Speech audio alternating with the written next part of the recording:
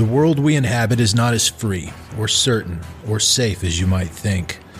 The things that you believe to be unassailably evident are little more than shadows dancing behind a curtain, a masquerade, crafted and dutifully upheld by an organization known as the Foundation. The file you are about to hear contains containment procedures, descriptions, testing logs, historical, and in some cases, first-hand accounts of the anomalous objects the Foundation serves to secure, contain, and protect. Its contents have been thoroughly scrutinized by the Ethics Committee and approved by the O5 Council for release to trusted associates of the Foundation. This is SCP Unredacted.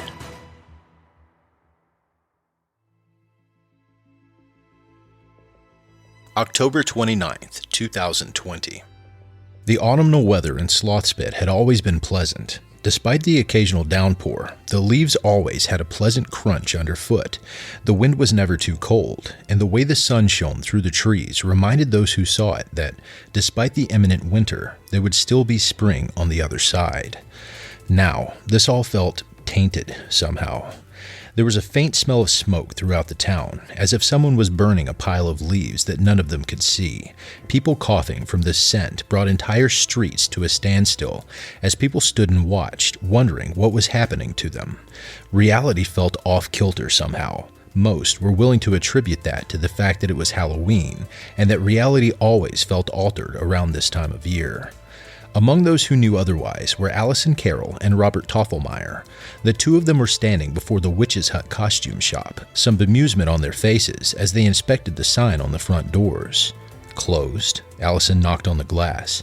It's 2 days before Halloween. Why the hell would she be closed? Robert pulled out his phone. What kind of car does she drive? The owner, I mean. Allison frowned. She'd been drinking buddies with Laura Ashbrook for about a year, so she knew at least some details of the woman's life. A red Volvo sedan, I think. Car of that description was found vacant last night out by Executive Drive. That's where Laura lives, Allison sighed. Shit, you think it got her? It was at this point that the pair of them felt truly drained. Allison didn't feel much of anything for a woman she had considered a friend at one point, beyond a bit of indignation that she had been gotten by some thing. Damn it, Allison slumped in front of the store. What are we going to do? We have to figure out what this thing wants, how it's going to do it. It requires both director access and the ability to use the first footpath.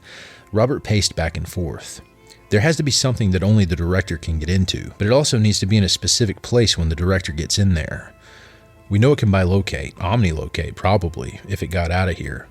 So one part of it goes with the director, the other to the footpath to try to get out of the Nexus? How does it get out though? Robert scratched his head. It would require the Nexus barrier to open or outright collapse. And what the hell was the Nexus trying to tell us by making a phone blare out a Pirates of Penzance song? Does Penzance mean anything to you? Worth looking into. Robert shook his head, looking down as his stomach grumbled. God damn it, haven't eaten all day. Could murder a pizza right now. There was a squeal of tires as a white Kia bearing the logo of a local pizza joint as a roof decoration blasted into the parking lot of the strip mall that contained the Witch's Hut, pursued by a mass of iron, concrete, and glass. Their eyes widened as what was unmistakably the former Sloth's Pit branch of the Wisconsin Department of Transport came barreling across the parking lot, descending upon the car in a horrible crunch of metal. Christ alive, Robert stood up and drew his sidearm, knowing it wouldn't do any good. I thought this thing got firebombed. Evidently not hard enough, Allison reached for her radio before remembering it was back in the car. God damn it all, ideas? The WisDOT building had picked up the car in its teeth and was starting to thrash it about like a predator trying to break its prey's neck. It ate the wreck before it turned to glower at the two agents. Allison and Robert stood still as it looked at them. While it seemed hungry as a building could, it wasn't interested in feeding on them in a physical sense. That's it then, Allison swallowed. That's what's attacking the town, or a manifestation of it. It won't kill us as long as we're afraid, so there's that. Robert backed up against the wall, probably. With a contemptuous huff, the living mass of rubble suddenly was covered in thick black smog before it disappeared and was replaced with a semi-truck. The driver, whose head was nothing more than a skull, turned toward Allison before it drove out of the parking lot. That poor fucking driver. Jesus, Robert swallowed. Wasn't that an Uncle Mike's car? I said I want a pizza. Do you think... The two of them nearly jumped out of their skin at a rustle of paper from Allison's right side. A somewhat pudgy man with a curly beard and a skunk stripe of white through his hair held a thermal bag in one hand with a pair of clothing bags draped over his other arm. There was a receipt in his hand. I have a large half-pineapple, half-plain pizza as well as 2 mandatory costumes as ordered by Director King for one Miss Carroll and one Mr. Toffelmeyer. The two of them looked at the man as if he were a Martian speaking Esperanto. Don't look at me like that. I'm the delivery man. I make deliveries whether I have my vehicle with me or not. He extended the receipt along with a small clipboard to Allison. Sign here, please. Allison did so, recognition dawning on her face. You're Ed Valentine, Laura's boyfriend. Is she alive? Better off than usual, actually. He withdrew the pizza from the thermal bag and handed them each a clothing bag. Both were monogrammed with their respective initials. All right, I'll leave that to you. Other deliveries to make. He produced a set of car keys and pressed the unlock button on the remote. A brand new white Kia appeared before them, and the delivery man opened the trunk to check its contents. Before you ask, yes, I'm Union. We have a plan, don't worry. And he rubbed his face. According to my boss, since I'm tasked with delivering, it's okay if I deliver some exposition. Want it? Sure. Allison was still reeling from the whole episode that had just transpired. Okay, so Dr. King is part of the union now too, as an orchardist. Laura's the costumer. We're all working together to make sure that nobody in town is affected too heavily by what's going to happen, which we can't tell you about beyond that, something about an unspoken plan guarantee. Fucking pataphysics, Robert muttered. What? The delivery man was unfamiliar with the concept outside of a half-remembered Beatles verse. Nothing. Anyway, we're on top of it. You two worry about trying to figure out stuff on your end. The union might not like you, but as far as we're concerned, S&C Plastics hasn't done too much wrong by the town. He chewed his lip. That being said, keep an eye on Weiss. She may not be fit to serve, especially from a medical perspective. A pause. Apparently I'm allowed to deliver cryptic hints like that as well.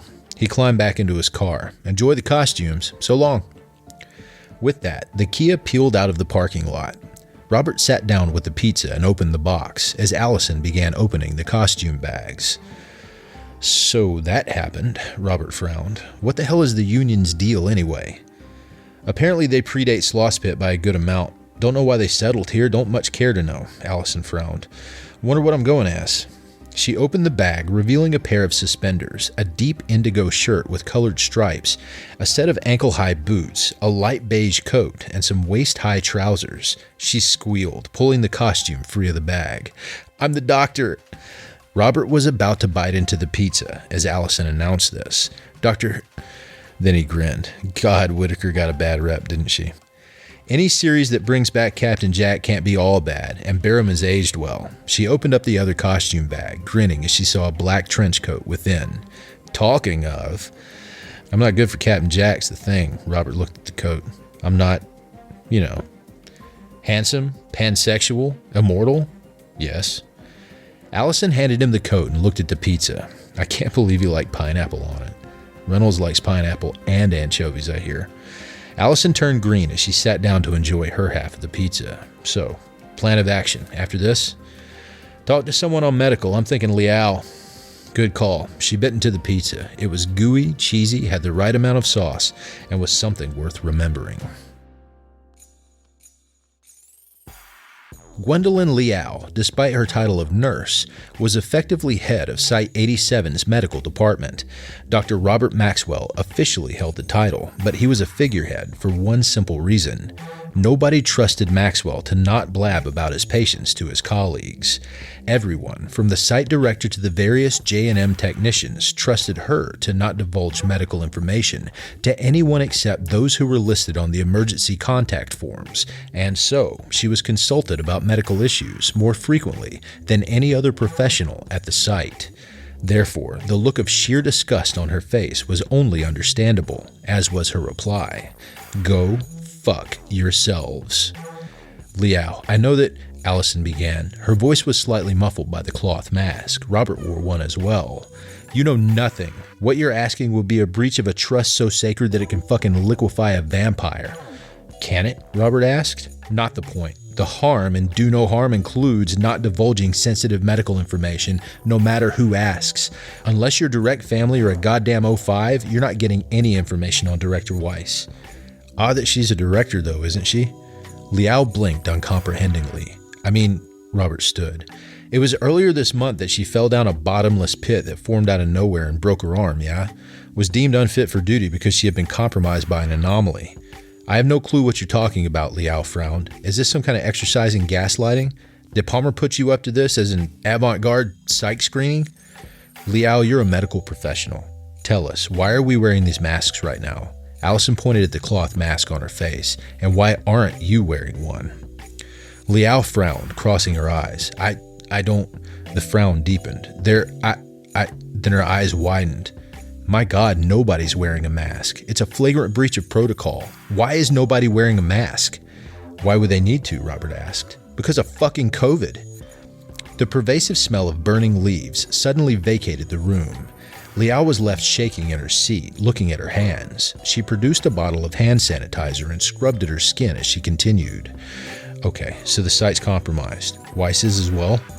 We think so, Allison nodded. But okay, so part of your job involves rescinding directorial privileges in the event of a medical emergency? It's called Gears Shift Protocol, named for Dr. Gears. It's basically the 25th Amendment, but for site directors. In the event of one of them being unfit to serve, their permissions are given to the next person in line to be the director. In this case, that would be Tristan Bailey. Do you have a list of permissions a director has? Robert raised an eyebrow. Specifically, the director of Site 87? Wouldn't compromise any medical data on Weiss beyond what's publicly known. Liao screwed up her eyes. The scent of burning leaves was starting to re-enter the room. It's coming back. From her desk, she withdrew a blue SD card. That's a copy of all directorial permissions Weiss should not have right now. Get out of here before it... She cringed. No, don't let me fade. You did amazing, Liao. We're going to save all of you. Robert scooped up the SD card and made a swift exit alongside Allison. In her office, Gwen Liao blinked, looking at her hands. They were cracked and dry. She had put too much hand sanitizer on them again. She didn't really need to use the stuff anyway. Not like there was a bug of any kind going around. This is one advantage of having tech that's not under Foundation monitoring. Allison popped the SD card into her Samsung Galaxy that she used for nobody purposes. They can't really flag you for accessing restricted data if they can't tell you're accessing it. Robert sat opposite her within the Black Garden. Prior to the town changing, it had been restricted to only 6 or 7 people in the garden at a time, maybe 2 or 3 groups. Now, it was as packed as it had ever been prior to 2020. It gave them plenty of cover, at least. Gotta admit, I missed the food. Robert looked over the platter of onion rings before them, skewered in a pyramid atop a metal spike, Tower of Hanoi style. 3 different dipping sauces lined the platter, with Allison bogarting the 4th, a spicy cowboy sauce that Robert couldn't eat without his tongue bursting into flames. Did you seriously order a venison burger? Never tried venison before. Figured I should do it before the world ends. She broke her onion ring in half and dipped it into the sauce, chewing on it as she waited for the files to load. Okay, damn it. Why did they have to give me an Android? Having trouble working it? Yeah, mind doing it for me? She handed him the phone. Passcode is... Saw you type it in at the hospital, I know it. Robert took the phone and tapped in the code, letting the file load in its entirety. Okay, what should I start searching? Penzance. Right. Robert loaded the search function and typed in the word. Nothing, damn it. Maybe it's an acronym? P-E-N-Z-A-N-C-E or something? He tapped a few more keys. No dice. Give me until the main course. I should have it by then. By the time Robert was on his 5th permutation of search terms, the entrees had arrived. Robert had gotten a Reuben with a side of artichoke dip, and Allison was enjoying her venison burger. By the time they had gotten their 2nd round of drinks, Robert had yet to find anything of interest in the directorial clearance file, or at least anything of relevant interest. Did you know the director gets free Burger King, but only a discount at McDonald's? Wonder why. Allison groaned into her burger and put her head on the table. God, fuck it, all this shit. Did we get a dead end delivered to us? I have to be overlooking something. He rubbed his face. Give me another half hour. I'll pay for dessert. I feel like it'd be a waste of time, Allison frowned, but on the other hand, I can murder an apple pie. Robert turned back to the phone and shook his head. The Nexus is on the fritz. I thought for sure that would give me some sudden insight into something obvious I overlooked. That old chestnut. Allison rolled her shoulders as she looked over the dessert menu. It's weird. I know exactly what you're talking about, but I cannot remember a single thing that has actually been used in. Happens all the time on murder mystery shows. Allison snapped her fingers and pointed at him. That's where I know it from. Haven't watched any mystery shows since Sight got canceled. It had 8 seasons. That's a good. Robert paused. Nexus stopped being on the fritz. Hold on. He scrolled through the phone, tapping several keys. Saw the word cancel in here. Just found it again. It's an uneven acronym. Penumbral Zone Anomaly Canceller and Eradicator. Penzance. I don't like the sound of that, but what the hell does that even mean? Robert scrolled further. Just lists activation protocols under directorial duties. Doesn't even say what the protocols are, he huffed. What do we even do with this? Allison shook her head. For now, eat. I know you like the fudge cake here. She flagged down their server and ordered dessert. But yeah, another dead end. We could try to ask Weiss herself. You honestly think that would work? Robert snorted. I mean, why the hell not? Worst she can do is say no. October 30th. I'm not sure how you found out about it, but the fact that you have is very disturbing. Nina Weiss, her hair in a braid and eyebrows raised behind a set of thick glasses, stared at the 2 agents before her. How did you come to find information about the Penzance protocol? Robert had an alibi ready. We were looking over some of the archivist Pickman's notes. He had a set of blueprints for the site's expansion back in '78, and we saw something called Penzance on there. Nobody else knew what we were talking about, so Weiss rubbed her face. God damn it. That man kept the archives in such a state that he could barely find his way around. Of course he left classified data out in the open. At this point, Allison, Robert, and Director Weiss were all on the 4th floor of the S&C Plastics building, above ground. Weiss had an office up here that she insisted on using 90% of the time, despite the security risks. She only used her office on the admin sublevel to conduct business in the event of visitors from other Foundation sites. She had a fresh mug of tea on her desk, which she drank from as she invited them to sit. You two have done great services to this site in the past, so I don't suppose it's... Weiss frowned. Normally I'd need to get permission from Regional Command, but we are Regional Command, so allow me to fill you in. Weiss brought up an image on the tablet computer built into her desk. It depicted a cage unmistakably built from beryllium bronze. Scranton anchors were at every cardinal direction, and it was surrounded by a field of electricity. Inside it was a black box about the size of a laser printer with a keypad on it. Beyond that, few details could be made out. A Penzance device is a reality eraser. It works on several levels. Materially, it unmakes solid, liquid, and gaseous matter on the Planck level, to the point where only quarks remain. On an anomalous one, it wipes out individuals and concepts on a level so absolute that deep well sites have had difficulty recovering data. So they've been used before? Allison swallowed. Only once as far as we can tell. Even then it was a small-scale test run. Erased a vacant house in Alberta. Oh. Robert folded his hands and twiddled his thumbs. Well, why is there one here? There's standard equipment in every Nexus site. In the event that the Nexus they're in undergoes a catastrophic breach, the orders are to evacuate the townsfolk and personnel as best we can and have the director, she chewed her lip, manually activate it. But that would kill the director. Robert tapped his chair. Kill you. We try to go down with the ship, yes. Weiss rolled her shoulders. Other than that test run, it's never been used. Doubt it ever will be. This thing's going to use this Penzance device to unmake the town then. Sinning Jesse sat at a somewhat splintery wooden table outside of Iceberg, Slothspit's local dairy bar, still clad in Foundation fatigues. A milkshake was in one hand, a grilled cheese sandwich in the other. I mean, she was basically begging for it to do that with a straight line like that. I just wish we knew what the hell the Union's plan was. Robert shook his head, ignoring his cheese fries. But if we learned about it, it probably won't work.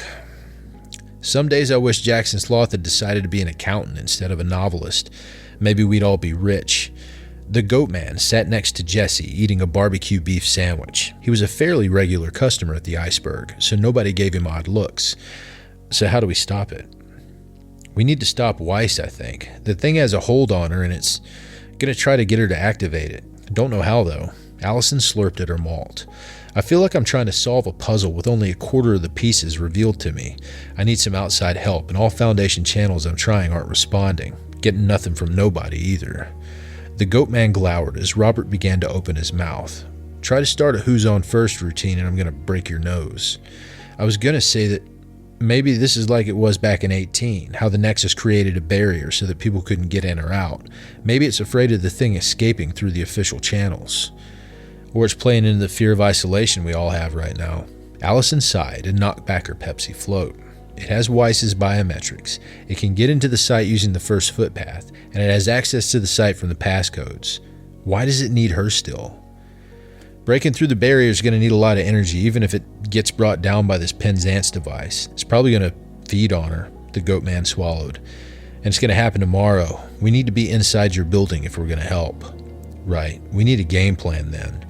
Robert chomped at his cheese fries. If only there was a way to smuggle you two in. Everyone's going to be wearing a costume, Jesse frowned. You honestly think anyone's going to notice a few extra people? I mean, you have to sign in with your badge to get access to where the party's being held, Robert shrugged. So, yes. I hate the fact that you're competent, the goat man scowled. Granted, the alternative is this town gets blown to smithereens, but still. Allison shook her head and slurped at her milkshake. We are allowed a +1 from the town, but there's paperwork, security checks. Jesse and the goat man both raised an eyebrow. Or, hear me out on this, Jesse frowned. We're both beholden to the stories that are told. Just weave us a yarn. Give us a good reason to be in the building and we'll both be there. Didn't need a badge for her to get in, the goat man pointed out, looking at Allison. You're a narrator. Surely you can come up with something. She chewed her lip. All right, how about October 31st, 6 p.m. I can't believe that worked. Robert Toffelmeyer, clad in a black trench coat and wearing a dark wig, entered the elevator and looked at his companions, like they just bought it. It's weird, yeah. Allison dug in the pocket of her own coat, frowning. From it, she extracted a sonic screwdriver prop that had come with the costume. You think this actually works? It's union work, so it might. The goat man shrugged. His eyes were unblinking plastic orbs. He had taken on the appearance of someone wearing a goat-like costume. Hopefully I don't stand out too much. Dr. Sinclair wears a fox costume every year. You're fine. Robert looked over at sinning Jesse. And who are you meant to be? Isn't it obvious? She folded her arms and scowled. The costume she was wearing looked like it came out of either an issue of Penthouse or an Anne Rice novel. A chainmail bikini and a strange crown that spilled over the back of her head, combined with a long black skirt with a jeweled belt, a series of beads running down the front. It was at the thought of an Anne Rice novel that Robert got the connection. Akasha, like Queen of the Damned? You actually saw that film? Allison raised an eyebrow as she pressed the button to go up to the roof. God, what is wrong with you? It's not that bad, Robert protested. Okay, it is, but it's bad in a fun sense. Masochist, Allison laughed as the elevator took them upwards. She allowed herself the final bit of levity before rubbing her nose. Her game face was officially on. It had been a long month, and it was about to end, for better or for worse.